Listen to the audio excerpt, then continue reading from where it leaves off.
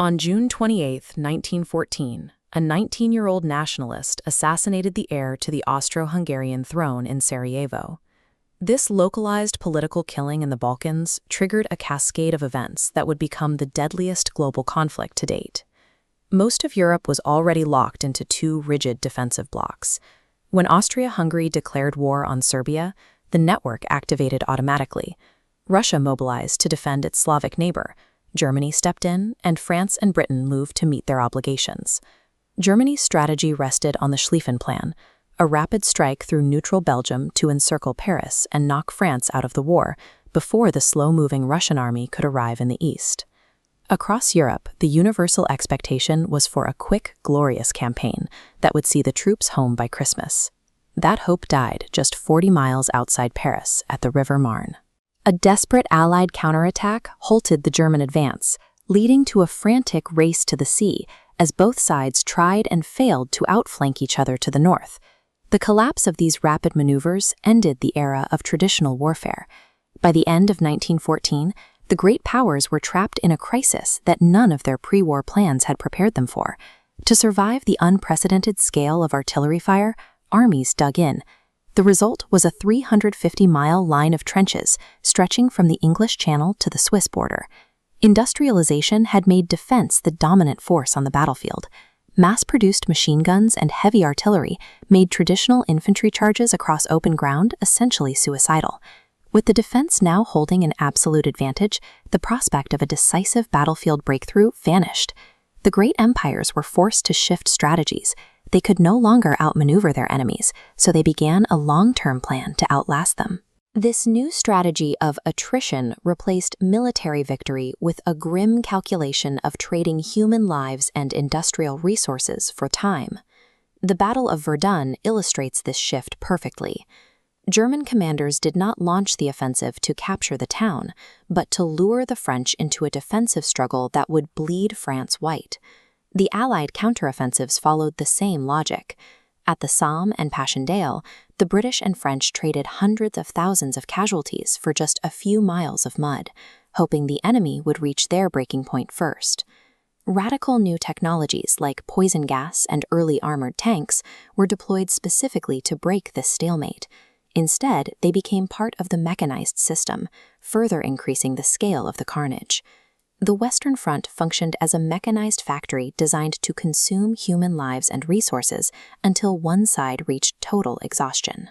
As the trenches remained unmoving, the focus of attrition shifted to the civilian economy. The goal was to break the enemy's internal system to force a domestic surrender. Britain used its naval dominance to enforce a total blockade of Germany. This prevented vital food and raw materials from reaching the country, slowly strangling the German war effort from the inside. Germany retaliated with unrestricted submarine warfare, using U-boats to sink any merchant ships approaching Britain. This desperate attempt to starve the British population risked pulling the neutral United States into the conflict. Unable to achieve a breakthrough in Europe, both sides sought a global backdoor, hoping to seize colonial territories and bleed each other's global resources. The war expanded into the Middle East, East Africa, and the Pacific. Campaigns in Gallipoli and Palestine dragged millions of colonial subjects into the crossfire, expanding the reach of European attrition to the other side of the world. By 1917, the dual pressure of starvation at home and the expansion of the war into the colonies began to push every major empire toward a total systemic collapse. In 1917, the immense structural strain of total war caused the first of the great European powers to crack from within. Facing catastrophic losses and a famine at home, the Russian Empire imploded. The Tsar abdicated, and the subsequent Bolshevik Revolution forced Russia out of the war entirely.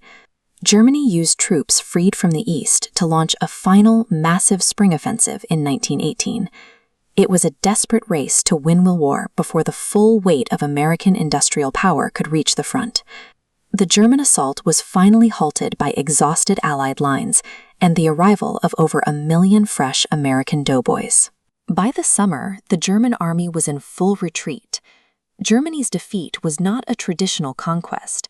Instead, the domestic empire gave way under the pressure of starvation and exhaustion, collapsing into naval mutinies and revolution. On November 11, 1918, the signing of the armistice brought the active slaughter to an end.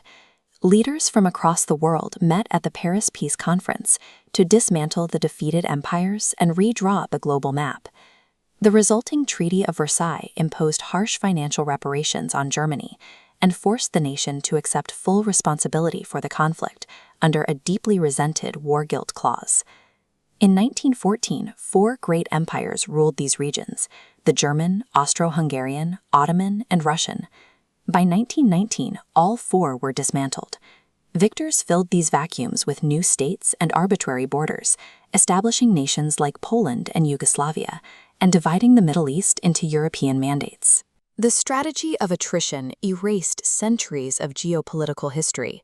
This punitive peace left the world unstable, planting the seeds for an even larger global conflict just 2 decades later.